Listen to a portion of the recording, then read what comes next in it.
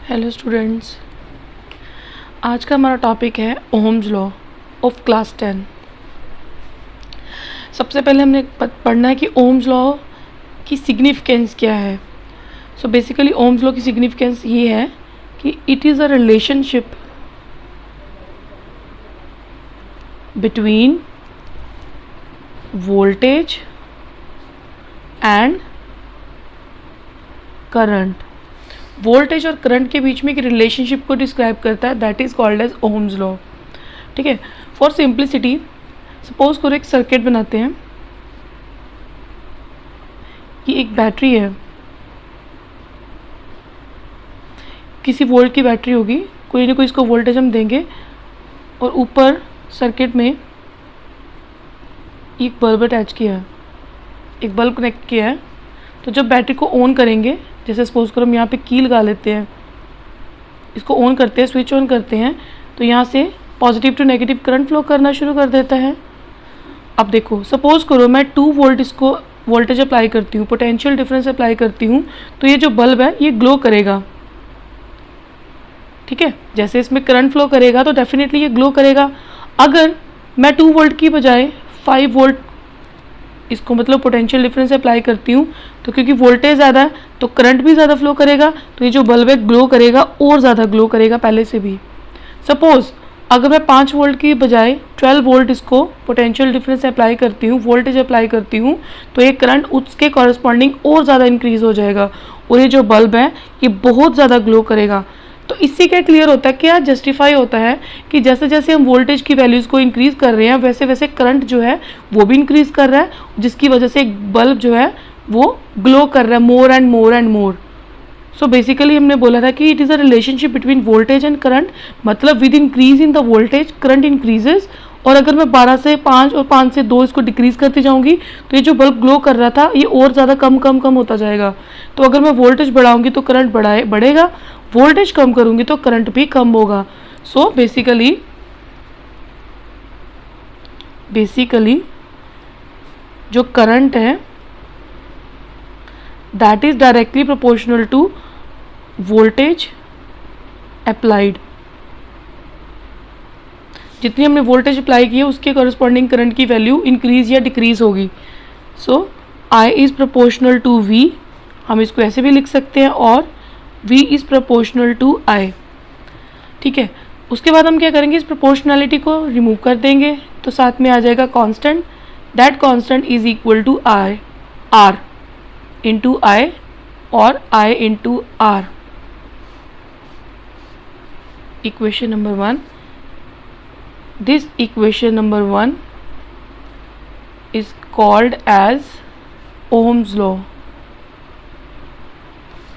ठीक है, which states that, so Ohm's law की स्टेटमेंट क्या है, Ohm's law states that the applied voltage, the voltage is directly proportional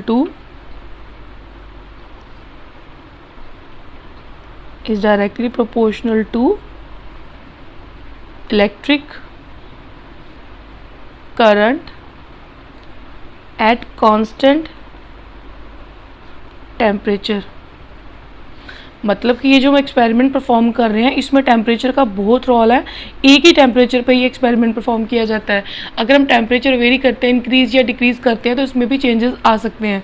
सो हम क्या करते हैं, पहली कंडीशन इसका टेम्परेचर कांस्टेंट रख के चलते हैं। फॉर द सिंप्लिसिटी सपोज करो कोई एक कंडक्टर है, कंडक्टर मीन्स कोई वायर है। ओम्स लॉ का जो मेन सर्किट ये है, ये तो जस्ट समझाने के लिए था। तो इसके साथ एक बैटरी कनेक्ट की हुई है जिसका पोटेंशियल डिफरेंस है कैपिटल V।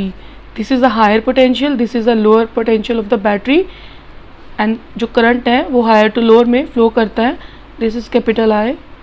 ठीक है, अब देखो सर्किट में करंट फ्लो कर रहा है या नहीं कर रहा है और कितना करंट फ्लो कर रहा है उसको मेजर करने के लिए हमें एक डिवाइस की ज़रूरत होती है जो करंट की मेजरमेंट को डिस्क्राइब करता है। That device is called as ammeter.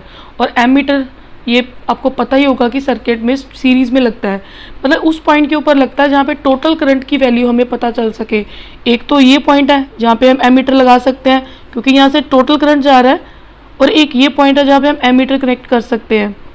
ठीक है, हमें मतलब वो पॉइंट चाहिए जहाँ पे टोटल करंट को मेजर किया जा सकता है। तो सपोज़ मैं यहीं पे एमीटर लगा देती हूँ, एमीटर ए। ठीक है, ये हो गया एमीटर, क्योंकि इससे सर्किट में करंट कितना फ्लो कर रहा है ये हमें पता चल जाएगा। दूसरा, वोल्टेज कितनी फ्लो कर, वोल्टेज कितनी है, कितनी देनी है, कितनी कम करनी है, कितनी इंक्रीज या कितनी डिक्रीज़ करनी है, वो भी हमें कनेक्ट करनी पड़ेगी। ये तो इसका मेन सर्किट है, यहाँ से हमने इसको पोटेंशियल देना है। अब जो सर्किट में जो वोल्टेज लगानी होती है वो हम लगाते हैं कंडक्टर के दोनों एंड्स के ऊपर। This is a voltage. इसको कंडक्टर के दोनों एंड्स के ऊपर क्यों लगाया जाता है? क्योंकि ये वाला जो एंड होता है ये हायर पोटेंशियल होता है, this end is at lower potential. So उसके कॉरस्पॉन्डिंग हमें वोल्टेज यहाँ पे अप्लाई करनी पड़ती है इसके दोनों एंड्स के ऊपर। बट एमीटर में ऐसा कुछ नहीं होता है। एमीटर में हमें उस पॉइंट पे हम उसको कनेक्ट कर सकते हैं जहाँ पे टोटल करंट की वैल्यू आ सके, या तो यहाँ पे इनकमिंग पे या ये आउटगोइंग करंट पे। ओके, ये हो गया इसका मेन सर्किट। तो हमने अब तक क्या करा है कि V is equal to I R, this is the Ohm's law. So from equation number 1 इसमें हमने R की वैल्यू निकालनी और बताना कि R है क्या। आर क्या आ जाएगा? V upon I.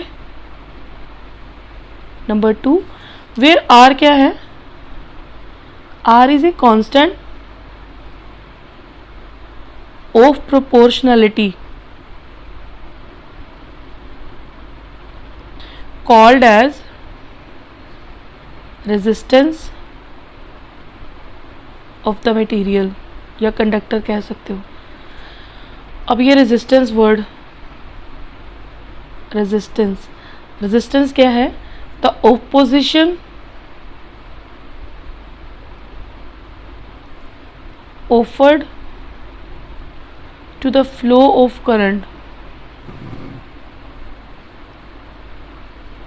in the circuit is called as resistance। Basically क्या होता है सर, कंडक्टर में जो इलेक्ट्रॉन्स है वो फ्लो करते हैं। तो सपोज करंट इधर फ्लो कर रहा है from negative positive to negative, तो रेजिस्टेंस का काम क्या होता है? उसकी ऑपोजिशन को कह लो कि सॉरी उसकी जो मोशन को अपोज करना, मतलब करंट को सर्किट में बढ़ने नहीं देना, आगे मतलब इंक्रीज नहीं करने देना, मतलब उसको मेंटेन करके रखना सर्किट में। ठीक है, ये रेजिस्टेंस का काम होता है कि करंट को अपोज करना, उसकी मोशन को अपोज करना। Units of resistance are ohms and symbol is this, that is, अब यहाँ पे देखो आर के यूनिट्स क्या हैं? Ohms. 1 ohm is equal to, V के यूनिट्स क्या आते हैं? 1 वोल्ट डिवाइडेड बाय आई क्या होता है? करंट, इसके यूनिट्स होते हैं 1 ampere. So 1 ohm is equal to 1 volt पर एम्पियर, या 1 volt ampere inverse. This is the SI unit of ohm. अब हमें एक ग्राफ ड्रॉ करना है, ग्राफ प्लॉट करना है between voltage and current. Graph between voltage and current, मतलब V एंड I के बीच में। ठीक है, सपोज मैं एक्स एक्सिस पे वोल्टेज ले रही हूँ V, और वाई एक्सिस पे करंट ले रही हूँ I इन एम्पियर्स 0। ठीक है, और एक टेबल सा बना लेते हैं।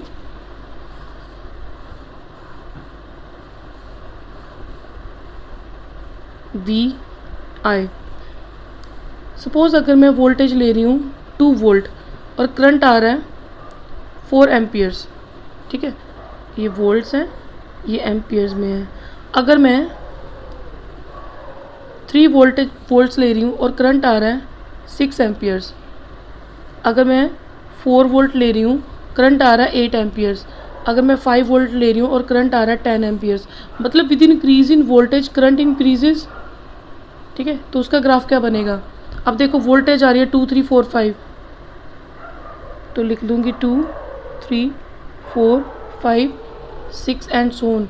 और करंट मैंने वाई एक्सिस पे लिया इस बार, तो इसकी वैल्यू ले लेते हैं 2 4 6 8 10, ठीक है। सबसे पहले देखो वोल्टेज 2 है तो करंट कितना, उसके कॉरस्पॉन्डिंग 4, ये। फिर वोल्टेज 3 है तो करंट कितना है 6,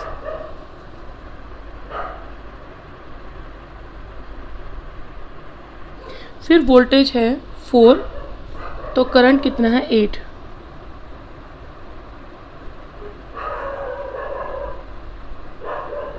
देन वोल्टेज इज 5 और करंट कितना है 10,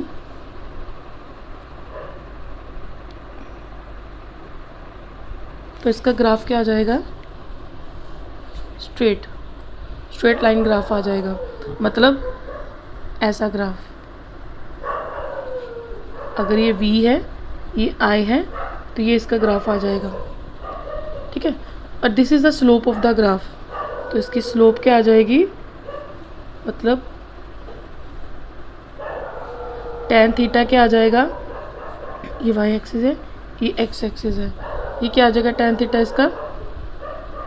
y बाय एक्स, और जो इसकी स्लोप होगी that will be the resistance of the graph, slope is equal to r।